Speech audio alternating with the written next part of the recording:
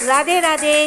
जिसने भी चैनल अभी तक सब्सक्राइब ना किया जल्दी से सब्सक्राइब करें। एक सिंगल फिंगर टच और channel subscribe. Radhe Radhe. Hello everyone. 6 साल बाद रात का वक्त मुंबई। एक लड़की जिसके हाथों में उसकी हाई हील्स थी और जिसने एक ब्लैक कलर का वन पीस डाल रखा था और इस समय अपने मुंह को ढके तेजी से नंगे पांव ही सुनसान सड़क पर दौड़ी जा रही थी। एक लड़की के लीन फिगर को देखकर पता चल रहा था उस लड़की के कि उसकी उम्र अभी करीब 19 साल की होगी। वो लड़के पीछे देखते हुए जल्दी जल्दी आगे भाग रहे थे। शायद वो किसी से बचकर भाग रही थी। उसकी भूरी बड़ी बड़ी आंखें इस समय हल्की ओस की बूंद की तरह लाल थीं। वहीं उसके पीछे लोग कुछ गार्ड्स उस लड़की को ऐसे भागते हुए देखकर अपने दूसरे गार्ड से उसके पीछे जाते हुए बोले, पकड़ो इसे, आज तो हम जाने नहीं देंगे, इसे पकड़ना बहुत ज़रूरी है। वहीं वो लड़की अपनी पूरी स्पीड से भागते हुए मन में बोली, मैं किसी के हाथ आ जाऊं ऐसा तो कभी नहीं हो सकता। ये कहते हुए लड़की नीचे पड़े हुए पत्थरों को उठाती और भागते हुए पीछे मुड़कर उन गार्ड्स पर अंधाधुंध मारने लगती है। गार्ड्स ऐसे अचानक से पत्थर पड़ने से संभल नहीं पाते और उनका सर फूट जाता है जिससे खून निकलने लगता है और वो अपने सर पर पकड़कर अब बेहद गुस्से से उस लड़की को पीछे भागते हैं। वो लड़की भाग रही थी पर ठोकर लगने से उसके नंगे पाँव में बहुत तेज़ दर्द होता है जिससे वो सीधे ज़मीन पर गिर जाती है और उसके मुंह से हल्की सी आह निकल जाती है। पर वो जैसे ही खुद को संभालने को उठती है तो वैसे ही वो गार्ड्स आके उसे चारों तरफ से घेर लेते हैं। वो लड़की अपने छोटे से चेहरे को कवर करते हुए पीछे खिसकते हुए, देखो तुम सब मुझे नहीं पकड़ सकते, समझे ना, पकड़ना तो दूर, तुम सब मुझे छू भी नहीं सकते। ये कहते हुए वो लड़की उठने की कोशिश करती है पर घुटनों की चोट लगने के कारण उसे बहुत दर्द होता है और वो अपने घुटने पकड़कर वहीं बैठे हुए आह भरते हुए गार्ड्स को कोसते हुए बोली, ये सब तुम लोगों की वजह से हुआ है। इतना तेज कौन पकड़ने के भागता है, ब्लडी इडियट्स। उस लड़की की बात सुनकर वो गार्ड्स गुस्से से जैसे ही उस लड़के के लंबे खुले भूरे बालों को पकड़ने गए तो तभी वहाँ गोलियां चलने लगी और उस गार्ड्स के सीधे हाथ पर आकर लगी और वो गार्ड्स तुरंत अपने हाथ को पीछे करते हुए पकड़ लेता है। वहीं वो लड़की अपने आसपास इतनी सारी कार्स के आकर खड़े हो जाने से मन ही मन खुद को कोसते हुए बोली, रे आही बेटा, हो गया तेरा काम तमाम आज। ये कहकर वो 19 साल की लड़की जो आही थी वो उन कार्स को घूरने लगती है जैसे कि वो पहचानती है उन कार्स को। वो सारे गार्ड्स गोलियां चलाने से पीछे हो जाते हैं और घबराते हुए इन्हें देखने लगते हैं, जहाँ से कई सारे ब्लैक आउटफिट के गार्ड्स अपने हाथों में राइफल पकड़े उसी तरफ आ रहे थे और उन्हीं के बीच में एक ग्रे कलर के आउटफिट में और चेहरे पर मास्क लगाए एक इंसान चलकर आ रहा था। उस इंसान की भूरी आंखें उस समय लाल थीं और वो इंसान काफ़ी लंबा चौड़ा और फिट पर्सनैलिटी का लग रहा था, जिसे दूर से ही देखकर आही गहरी सांस लेकर बोली, हे, इसका मतलब मेरे मिस्टर हॉट इंडिया वापस आ गए। तभी आही खुद से थोड़ा घबराते हुए बोली, ओ नो, अगर इन्हें आज के मेरे कांड के बारे में पता चलेगा तो ये वापस से मुझे बाहर नहीं निकलने देंगे। ओ गॉड आही, क्या कर दिया तूने? तुम्हारे साथ अब फालतू में इस गार्ड्स की जान जाएगी। ये कहते हुए आही फिर धीरे से उठने की कोशिश करती है पर घुटनों में चोट होने के कारण वो वापस से दर्द से नीचे बैठ जाती है। तो वहीं वो इंसान अपने हाथों में गन लेते हुए सामने खड़े सभी गार्ड्स पर एक लाइन से शूट करते हुए ठंडे आवाज़ में बोला, उसे छूने का हक मैंने किसी को नहीं दिया। ये कहते हुए वो इंसान सभी गार्ड्स की जान वहीं आही के सामने ले लेता है। आही अपनी आंखें कस के बंद किए अपने कानों पर हाथ रखी थी। तभी उसे फील होता है कि कोई उसे अपनी गोद में उठा रहा है। आही अपनी आंखें झट से खोलते हुए उसने सामने उस इंसान को देखकर अपनी आंखें नीचे करते हुए उसके गले में अपनी बाहें लपेटते हुए बोली, वो तो तुम्हें चोट आई है, घर चलकर बात करते हैं। वो इंसान बेहद ठंडे आवाज़ में आही की बात बीच में काट बोला, जिसे सुनकर आही अपना सर नीचे झुका लेती है और चुपचाप उसके साथ कार में बैठ जाती है। वहाँ कुछ ही देर सारी गाड़ियाँ की काफिला वापस चला जाता है। कुछ ही देर बाद मुंबई शहर के बीचों बीच एरिया में बना एक आलीशान डार्क हेवन नाम से बने लंबे के हेवन नाम से बने बंगले के बाहर सारी कार्स खड़ी हो जाती हैं। उस बंगले का कलर सिर्फ डार्क था, हेवन जैसी खूबसूरती उसमें थी ही नहीं, पर काफ़ी महंगा और वो आलीशान था। उस एरिया में सिर्फ यही एक बंगला था, आसपास और दूसरा कोई बंगला नहीं था। वो इंसान आही को अपने गोद में लिए निकलता है। आही उसकी गोद से किसी बकरी के बच्चे जैसी लग रही थी, शायद जो अपने हलाल होने से अभी डर रही थी। आही उस इंसान से बिल्कुल चिपकी हुई थी। वो इंसान आही को उस बंगले के अंदर ले जाता है जहाँ एक भी नौकर नहीं था। शायद आही वहाँ उस इंसान के साथ अकेले रहती थी। वो इंसान आही को सलीके से सोफे पर बैठाकर वहाँ से जाने लगता है। तभी आही उसका हाथ पकड़ते हुए धीरे से पाउट बनाकर बोली, डेविल। वो इंसान जो अर्थ सिंह रजावत, वो आही के हाथों को खुद से छुड़ाते हुए बिना उसके तरफ देखे ठंडे लहजे में बोला, मैं फर्स्ट एड लेकर आता हूँ। ये कहकर अर्थ अपने मास्क को हटाते हुए वहाँ से चला गया। अर्थ काफ़ी लंबा चौड़ा था, जिसके आगे आही किसी बिल्ली के बच्चे जैसी थी। आही अर्थ के ऐसे चुप रहने से खुद में ही डरते हुए बोली, ओह गॉड, कहीं डेविल सच में मुझे घर से वापस से ना कैद कर दे, क्योंकि आज जो मैंने किया है ना, वो तो बिल्कुल भी अच्छा नहीं किया। कहीं उन्हें पता चला तो। Oh shit. आही अपने नाखूनों को चबाते हुए नर्वस होकर इधर उधर देखने लगी। उसे अभी से कुछ देर पहले हुए सारे इंसिडेंट के बारे में याद आने लगा। इन 6 सालों में बहुत कुछ बदल चुका था। अर्थ आही के साथ अब मुंबई में रहता था। आही यहीं से अपनी पढ़ाई पूरी कर रही थी।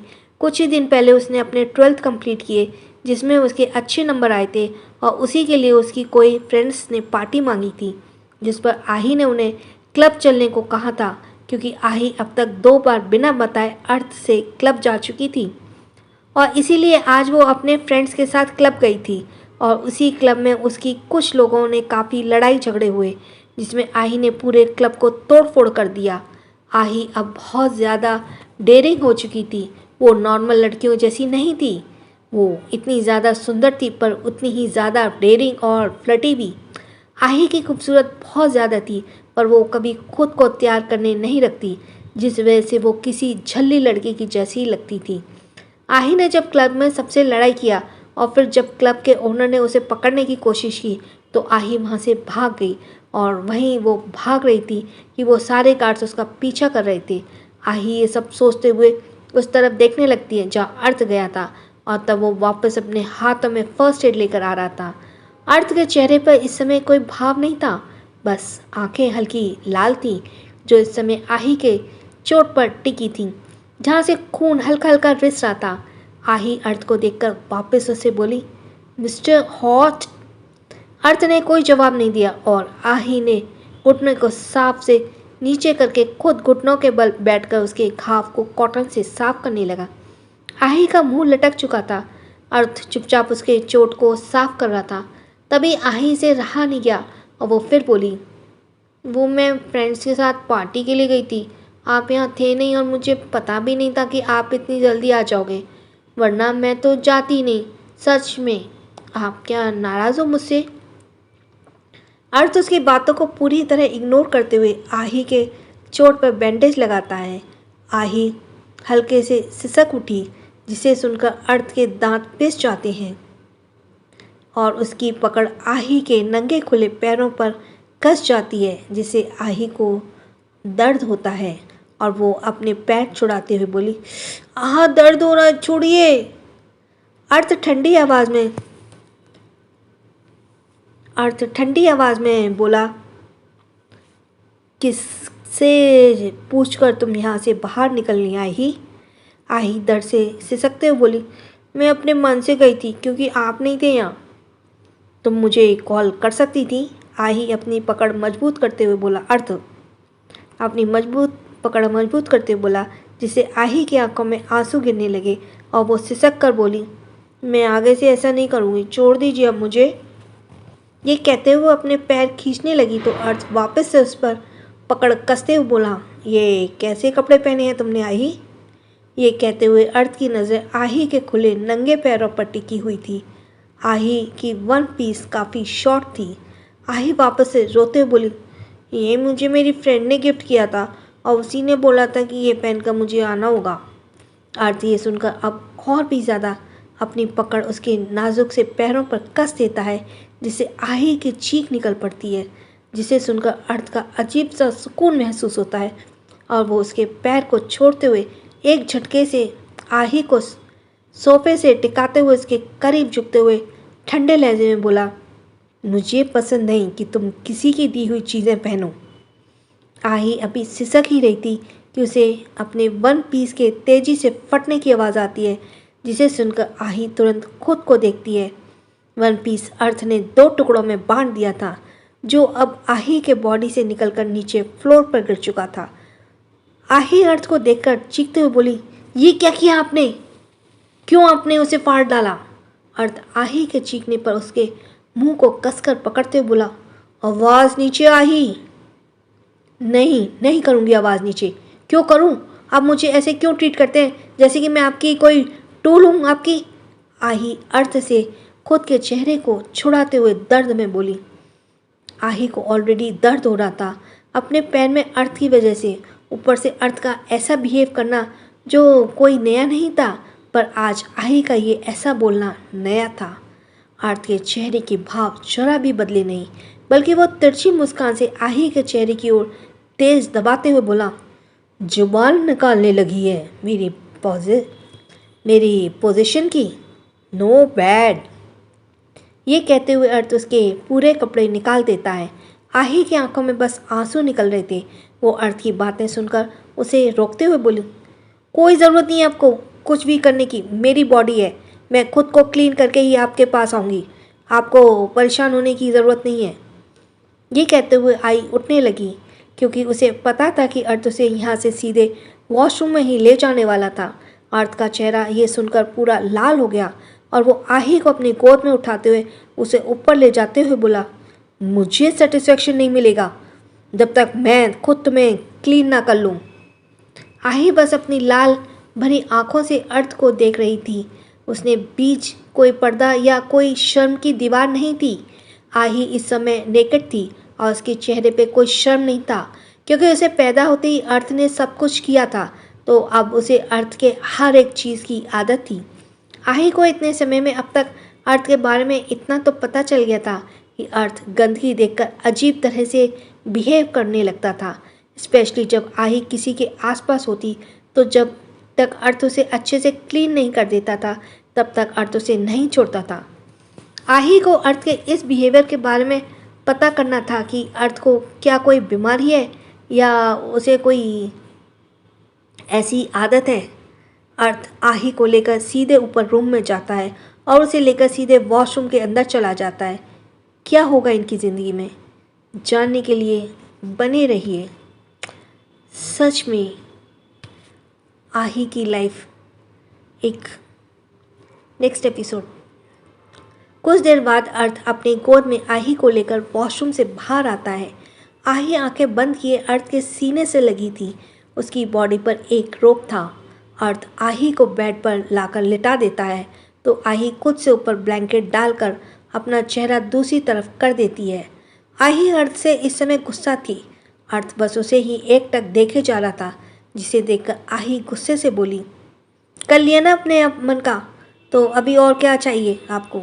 क्यों मुझे ऐसे क्यों घूर रहे हैं?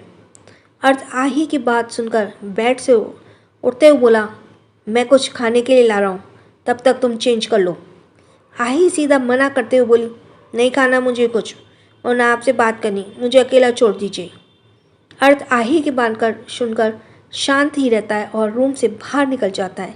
आही उसके जाने की आवाज़ सुनकर खुन्नस में ब्लैंकेट को खुद से नीचे फेंकते हुए बोली, डेविल कहीं के, पता नहीं कहाँ से आ टपक पड़े, मुझे पता था क्या कि ये आ रहे हैं। अगर पता होता तो मैं कभी ये प्लान ही ना बनाती और ना अभी मुझे ऐसे टॉर्चर मिलता। ये कहते हुए आही अपनी बॉडी देखती है जो रब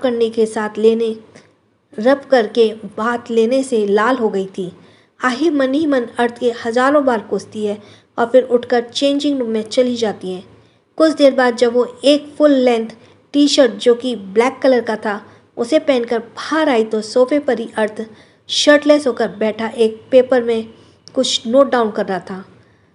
आही अर्थ को घूर कर देखने लगती है और हमेशा की तरह उसकी नज़र अर्थ के उन 8 पैक्स ऐप पर चली जाती है जो इस समय बेहद टैम्पटिंग लग रही थी। आही अर्थ के उन ऐप्स को देखते हुए चिढ़कर अर्थ से बोली, आप यहाँ क्या कर रहे हैं? अर्थ आही की आवाज़ सुनकर उसकी तरफ कुछ पल देखता है और फिर टेबल पर रखे खाने की तरफ इशारा करते हुए शांत आवाज़ में बोला, पहले कुछ खा लो आही। आही अर्थ की बात सुनकर ढीठ की तरह वैसे ही खड़ी रहती है, जिसे देखकर अर्थ वापस से बोला, आही मैंने कहा कुछ खा लो। आही के कान में जैसे अर्थ की बात नहीं गई और ना वो वैसे ही अर्थ को घूरते हुए खड़ी रहती है। अर्थ इस बार अपनी कोल्ड नज़रें आही के ऊपर डालते हुए बेहद सख्त आवाज़ में बोला, आही। अर्थ के ऐसे चिल्लाकर नाम लेने से आही सहम गई और वो अर्थ के देखकर अपनी सर नीचे कर लेती है। तो अर्थ उसे देखकर अपनी मुट्ठियाँ बनाते हुए बोला, मेरे पेशेंस का टेस्ट मत लो आही, तुम्हें अपनी इन सब हरकतों पर बहुत रिग्रेट होगा, इसलिए जो कह रहा हूँ चुपचाप वो करो। आही डिनर करो, आओ डिनर करो। अर्थ आही को अपने करीब बुलाता है। आही इस बार अर्थ के पास चली जाती है तो अर्थ उसे अपने बाहों में बैठाते हुए उसके चेहरे को सहला कर बोला, मुझे पता है तुम गुस्सा हो, पर गलती भी तो तुम्हारी थी ना आई।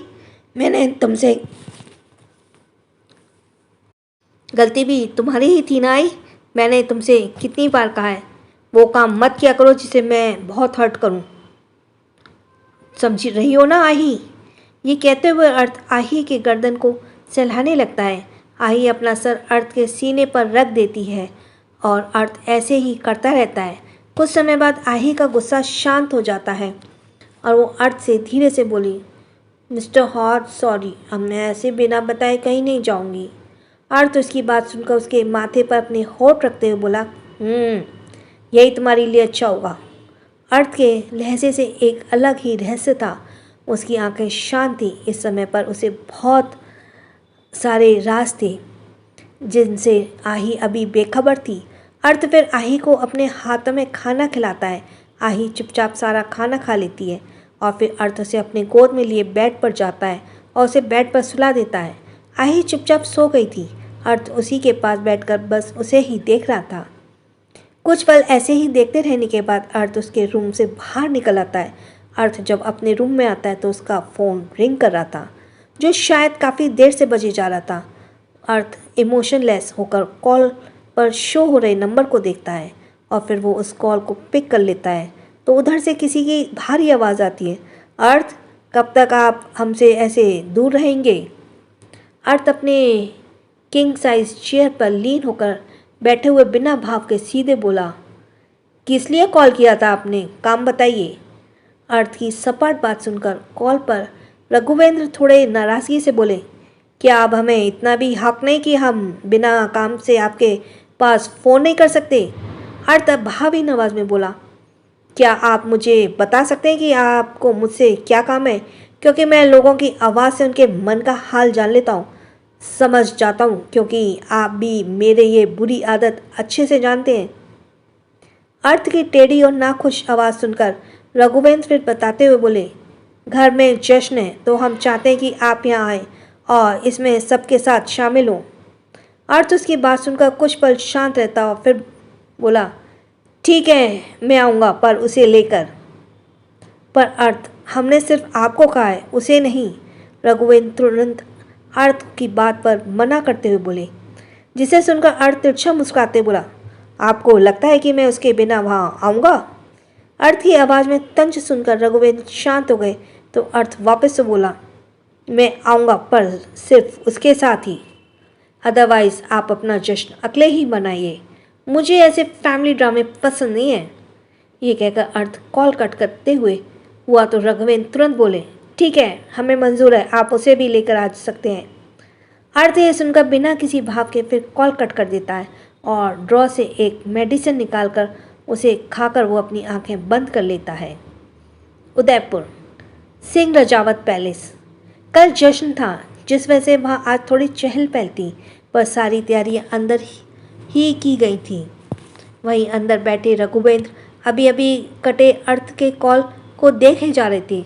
उनकी आंखों में आही को लेकर नफरत और गुस्सा साफ दिख रहा था। तभी अखिलेश उनसे बोले, डैड क्या अर्थ आ रहे हैं? रघुवेंद्र बोले, हाँ वो आ रहे हैं, पर उसके साथ वो लड़की भी आ रही है, जिसकी वजह से आज अर्थ हम सबसे दूर होकर अलग रहने लगे। तभी सुभद्रा उनकी बात पर गुस्सा करते हुए बोली, ये उस लड़की की वजह से नहीं, आप सबके चाल चलने की वजह से। ना आप सब उस रात वो षड्यंत्र करते और ना आज हमारा पोता हमसे दूर होता। ये कहते हुए वो हॉल में लगी अमितेश और ईश्वरी की बड़ी सी फोटो देखकर उदास हो गई, जिस पर हाथ चढ़ा था और उसी के साइड में अर्थ के बचपन की फ़ोटो लगी थी। उनकी बात सुनकर सभी उन्हें देखने लगते हैं और फिर स्वर्णा वहाँ आते हुए बोली, आप वो सब छोड़िए, ये सोचिए कि अर्थ को इस बात के लिए कैसे राजी करें। अगर उन्हें यहाँ बुलाने की असली वजह पता चली तो कहीं वो कुछ गलत ना कर दे। हम तो यही सोचकर डरे जा रहे हैं। उसकी बात सुनकर सुभद्रा बोली, इसके बारे में मैं खुद अर्थ से बात करेंगे, आपको डरने की ज़रूरत नहीं है। ये कहते हुए वहाँ से चली जाती है। तो वहीं स्वर्णा बोली, हम कॉल करके धनुष और मिष्टी से पूछते हैं कि वो कब तक यहाँ पहुँचेंगे। उसकी बात सुनकर सभी ने हाँ में सिर हिलाया। धनुष और मिष्टी इंग्लैंड जा चुके थे और वहीं से अपनी पढ़ाई पूरी कर रहे थे। उनकी पढ़ाई अब वहाँ पूरी हो चुकी थी, जिस वजह से वो दोनों अब इंडिया वापस आ रहे थे। इधर स्वर्णा धनुष को कॉल कर रही थी, तो उधर मुंबई एयरपोर्ट पर एक लड़का जिसने ब्लैक जीन्स और वाइट शर्ट, एक ब्लैक ब्लेज़र डाल रखा था, जो दिखने में काफ़ी क्लासी और मेंटेन लग रहा था, वो एक लड़की के साथ अपना लगेज लेकर बाहर निकलता है। तो वहीं वो लड़की जिसने फुल लेंथ का शॉर्ट स्लीव ड्रेस पहन रखा था, वो अपने शेड्स उतारते हुए उस लड़के से बोली, धनुष भाई, हमने मॉम और दादू दादी डैड किसी को भी नहीं बताया कि हम कल के बजाय आज इंडिया आ गए। कहीं वो लोग परेशान होकर हमें तो। वो लड़का जो यंग और डैशिंग था, वो धनुष सिंह रजावत था, जो अपनी बहन मिष्टी, जो कि बेहद खूबसूरत थी। धनुष मिष्टी को चिल करते बोला, काम डाउन मिष्टी, उन्हें कुछ पता नहीं चलेगा। मेरी सारी तैयारी पहले ही हो कर ली और हमने ऑलरेडी प्लान किया था ना कि इंडिया इतने सालों बाद आने पर हम दोनों सबसे पहले अपनी लिटिल से मिलेंगे। तो अब हम सीधे भाई के बंगले पर जाने वाले, जिसका एड्स का लिटिल ने ईमेल कर लिया था।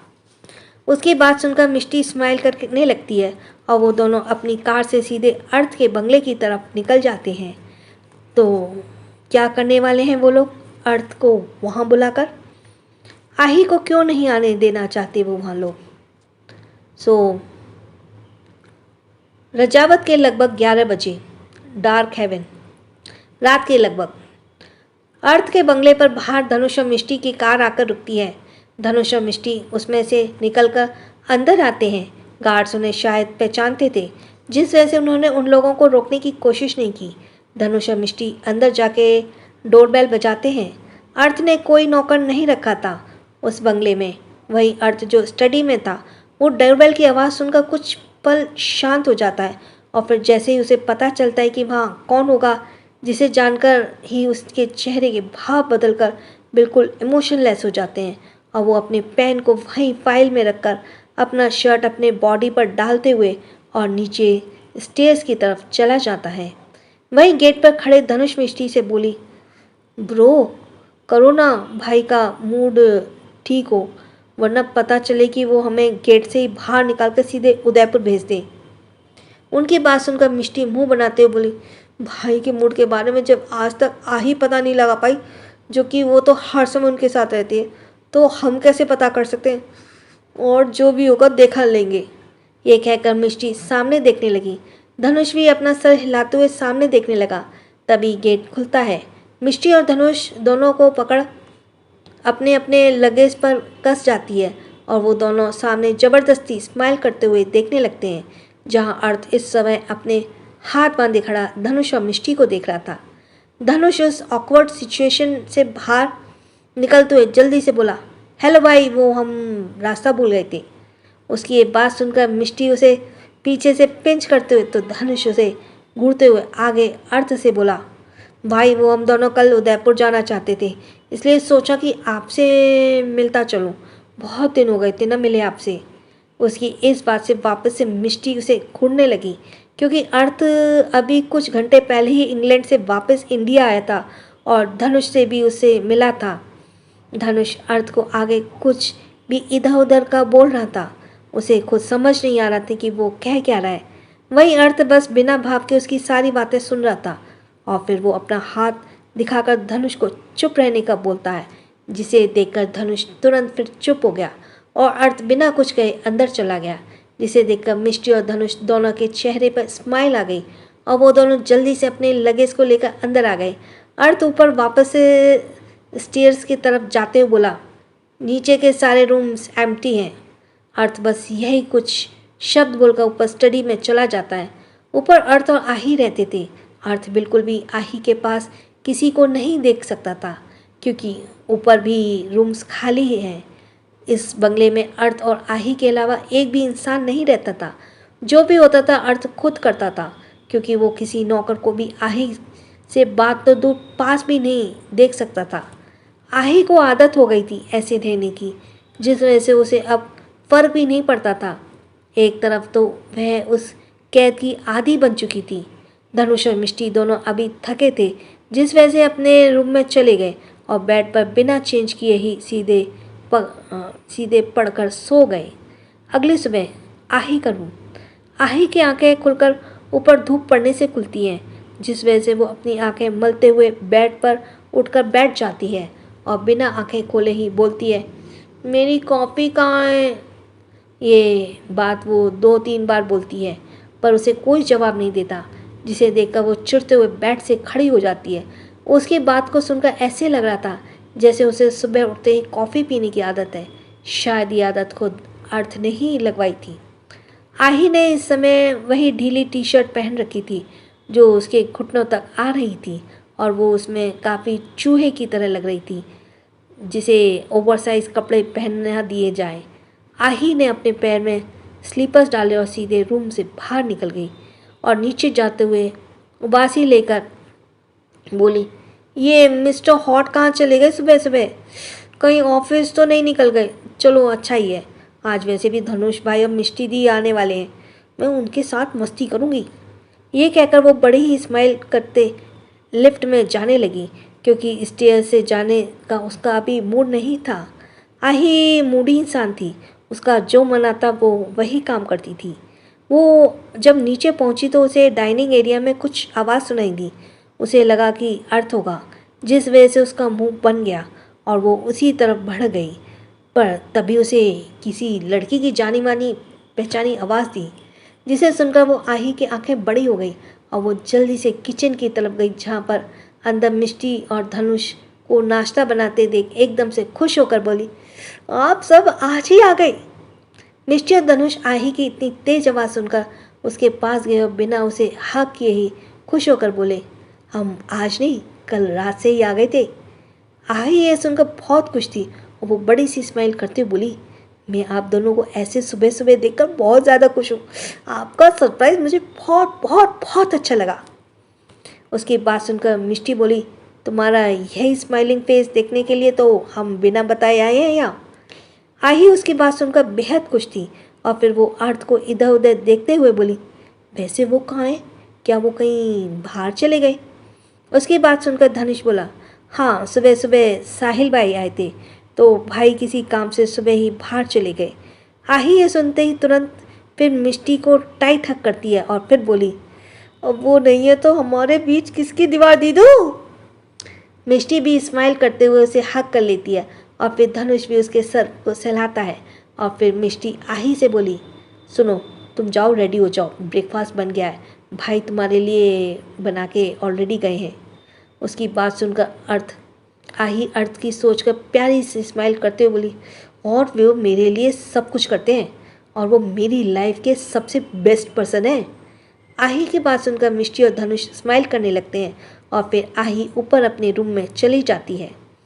आही के अंदर अभी बचपना था, जहाँ वो कभी अर्थ पर गुस्सा करती, चिल्लाती, तो कभी उसे इतना प्यार करती कि देखने वालों को यही लगता कि वे लोग के बीच कभी लड़ाई झगड़े ही नहीं होते और आही इस घर में अकेली एक कैदी की तरह रहती थी। आही जब जयपुर में रहती थी तब वो वहाँ से भागने की कोशिश करती थी क्योंकि फैमिली का बिहेवियर उसके लिए अच्छा नहीं था। पर जब से वो यहाँ आई थी तब से उसने आज तक भागने की कोशिश नहीं की क्योंकि उसकी ज़िंदगी में अर्थ के अलावा और कोई था ही नहीं जिसके पास वो जाए या अर्थ से दूर हो जाए। पैदा होते ही उसने अपनी पहली नज़र सिर्फ अर्थ डाली थी और अर्थ का पहला छुअन उसने पाया था, तो वो चाहकर भी अर्थ के बिना या दूर नहीं रह सकती थी।